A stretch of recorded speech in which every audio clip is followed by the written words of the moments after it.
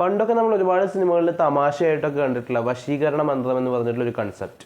എന്നാൽ അതിൻ്റെ ഏറ്റവും റോ ആയിട്ടുള്ള ഏറ്റവും ഭീകരമായിട്ടുള്ള ഒരു വേർഷൻ നമുക്ക് മുമ്പിലേക്ക് കൊണ്ടെത്തിച്ചിട്ടുള്ള ഒരു സിനിമയായിരുന്നു 2023 പുറത്തിറങ്ങിയ വശ്. പിന്നീട് ആ സിനിമയുടെ ഒരു ഹിന്ദി റീമേക്ക് ഷൈത്താൻ എന്ന പേരിൽ വന്നിട്ടുണ്ടായിരുന്നു. അതോടുകൂടിയിട്ട് ഈ സിനിമ വലിയ രീതിയിൽ ഫേമസ് ആവുകയും കുറേ അധികം ഓഡിയൻസിലേക്ക് എത്തുകയും ചെയ്തു. നമ്മൾ തന്നെ വശ് എന്ന സിനിമയുടെ റിവ്യൂ ചെയ്തിട്ടുണ്ടായിരുന്നു മുമ്പ്. ഇപ്പോൾ ഈ വർഷം ആ സിനിമയുടെ രണ്ടാം ഭാഗമായിട്ടുള്ള വശ് ലെവൽ 2 വിവശ് പുറത്തു വന്നിരിക്കുകയാണ്. സിനിമയെ പറ്റി പറയുകയാണെങ്കിൽ ആദ്യ ഭാഗത്തിനേക്കാൾ ഇരട്ടി പേടി ഉണ്ടാവും, ആദ്യ ഭാഗത്തിനേക്കാൾ ഇരട്ടി ടെൻഷൻ ഉണ്ടാവും. എന്നാൽ മറ്റു വിഷയങ്ങളിലേക്ക് വരുമ്പോൾ സിനിമ എത്രത്തോളം ആദ്യ ഭാഗത്തിലേക്ക് അടുത്തെത്തി എന്നുള്ള കാര്യത്തിലേക്ക് നമുക്ക് കടക്കാം. അതിനു മുമ്പ് നിങ്ങൾ എൻ്റെ ചാനൽ സബ്സ്ക്രൈബ് ചെയ്യാത്ത ഒരാളാണെങ്കിൽ ഇപ്പോൾ തന്നെ സബ്സ്ക്രൈബ് ചെയ്യുക. ബെല്ലൈക്കനും കൂടെ എനേബിൾ ചെയ്യുകയാണെങ്കിൽ എൻ്റെ ഏറ്റവും പുതിയ വീഡിയോസ് എത്രയും പെട്ടെന്ന് നിങ്ങൾക്ക് കാണാൻ സാധിക്കുന്നതായിരിക്കും. വശ് എന്ന സിനിമയുടെ കഥ അവസാനിക്കുന്നിടത്ത് നിന്നും ഒരു 10-12 വർഷത്തിന് ശേഷമാണ് വശ് ലെവൽ 2ൻ്റെ കഥ ആരംഭിക്കുന്നത്. ട്രെയിലറൊക്കെ കണ്ടവർക്ക് അതിൻ്റെ ഏകദേശം ഐഡിയ കിട്ടുമെങ്കിലും ഒരു സ്കൂളും അവിടുത്തെ പെൺകുട്ടികളും ഇതേ ഒരു പ്രശ്നത്തിലേക്ക് വശ് സിനിമയുടെ ആദ്യ ഭാഗത്തുണ്ടാവുന്ന അതേ ഒരു ഇഷ്യൂവിലേക്ക് കടന്നു വരുന്നതും പിന്നീട് അതിൻ്റെ ഒരു സിവിയറിറ്റി ഭയങ്കരമായിട്ട് കൂടി വരുന്നതും ആദ്യ കഥയിലെ കഥാപാത്രങ്ങൾ ഇതിലേക്ക് കണക്റ്റഡ് ആവുന്നതുമാണ് സിനിമയുടെ പ്രധാന വിഷയം എന്ന് പറയുന്നത്. അതിനെ ബേസ് ചെയ്തിട്ടുള്ള ഒരു സ്ക്രീൻ പ്ലേ ആണ് 2 മണിക്കൂറിനടുത്ത് ദൈർഘ്യമുള്ള സിനിമയിലുള്ളത്. ആ സ്ക്രീൻ പ്ലേയുടെ ഒരു ഓവറോൾ നോക്കുകയാണെങ്കിൽ ആദ്യ പകുതി വളരെ ഗംഭീരമായിരുന്നു. കാരണം നമ്മൾ ആദ്യത്തെ സിനിമയിൽ ഒരു ഫാമിലിയുടെ ഉള്ളിൽ കണ്ടിട്ടുള്ള ഒരു കൺസെപ്റ്റ്, ഒരു 5 ആക്ടേഴ്സ് മാത്രമായിട്ട് ചെയ്തിട്ടുള്ള ആ ഒരു സംഭവത്തിൽ ഒരു സ്റ്റോറി ലൈനിൽ ഉണ്ടാകുന്ന ഒരു ടെൻഷനും കാര്യങ്ങളും ഒക്കെ ഉണ്ടല്ലോ, അതൊരു വൈഡർ ആയിട്ടുള്ള സ്റ്റോറിയിലേക്ക് കുറേ അധികം ക്യാരക്ടേഴ്സും കുറേ അധികം സിറ്റുവേഷൻസും ഒക്കെ വരുമ്പോൾ ഉണ്ടാകുന്ന ഒരു വ്യത്യാസമാണ് ഈ സിനിമയെ മാറ്റി നിർത്തുന്നത്. അപ്പോൾ അത്തരം കാര്യങ്ങൾ എക്സ്പ്ലോർ ചെയ്ത് പോകുന്ന പരിപാടികളൊക്കെ നല്ല ടെൻഷൻ ബിൽഡിംഗ് ആയിരുന്നു. പേഴ്സണലി എനിക്ക് ആ ഏരിയാസൊക്കെ നന്നായിട്ട് വർക്കായി. ആദ്യ ഭാഗത്തേക്കാളും കുറച്ചുകൂടെ വൈൽഡ് ആയിട്ടുള്ള സിറ്റുവേഷൻസ് ഉണ്ട്.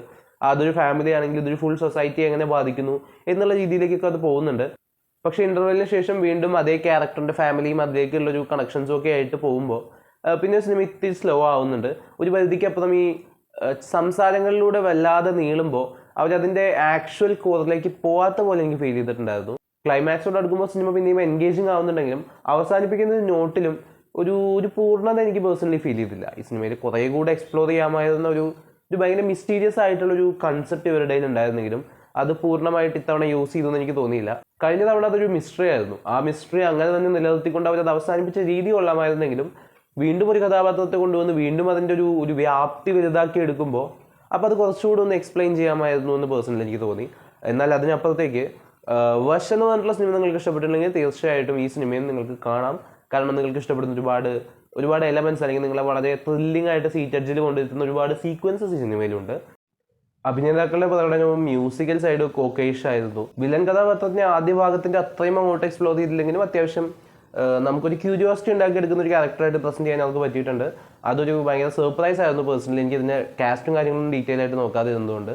പക്ഷേ മേക്കിംഗ് ക്വാളിറ്റിയിലും VFX ഏരിയാസിലൊക്കെ സിനിമ കുറച്ച് ബാക്കായിട്ട് എനിക്ക് ഫീൽ ചെയ്തു. കുറച്ചുകൂടി നല്ലൊരു ക്യാൻവാസിൽ ഈ സിനിമ ചെയ്യാമായിരുന്നു എന്ന് എനിക്ക് അഭിപ്രായം തോന്നി. ആ സിനിമയ്ക്ക് ഒരു കംപ്ലീറ്റ് പേ ഓഫ് ഒന്നും ഇല്ലെങ്കിലും എന്നാലും ഒരു ഒക്കേഷ് കംപ്ലീഷനൊക്കെ ഉള്ള ഒരു സിനിമയാണ് വശ് ലെവൽ 2.